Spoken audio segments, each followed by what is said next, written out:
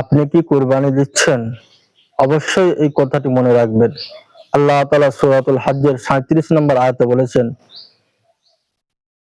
লা ইয়ানালাল্লাহু লুহুমুহা ওয়ালা দিমাউহা ওয়ালাকিন ইয়ানালুহু তাকওয়া মিনকুম। অর্থ হলো এটাই, আল্লাহ তাআলা বলেছেন, কুরবানির পশুর গোশত, রক্ত এর দুটোর কোনো কিছুই আমার কাছে পৌঁছায় না। ওয়ালাকিন ইয়ানালুহু তাকওয়া মিনকুম, বরং আমার কাছে পৌঁছায় তোমাদের অন্তরের তাকওয়া।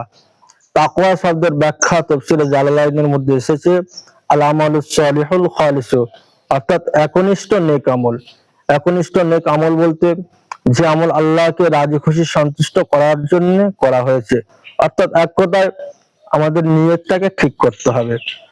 এই বিষয়ে সুনান ইবনে মাজাহ 4143 নম্বর হাদিসের মধ্যে এসেছে, আল্লাহর হাবিব সাল্লাল্লাহু আলাইহি সাল্লাম বলেছেন, ইন্নাল্লাহা লা ইয়ানজুরু ইলা সুওয়ারিকুম ওয়া আমওয়ালিকুম, আল্লাহ তাআলা তোমাদের বাহ্যিক আকার আকৃতির সৌন্দর্যকে দেখেন না, আর তোমাদের সম্পদকেও দেখেন না।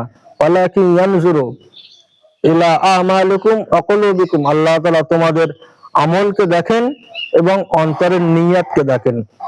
সুতরাং আমল সুন্দর করতে হবে, যেমন নামাজকে সুন্দর করতে হবে, কেননা নামাজ এর বাহ্যিক রূপটা সুন্দর করতে হবে। এর উদ্দেশ্য কিন্তু নামাজ সুন্দর করা নয়, বরং আল্লাহকে রাজি খুশি করার জন্য।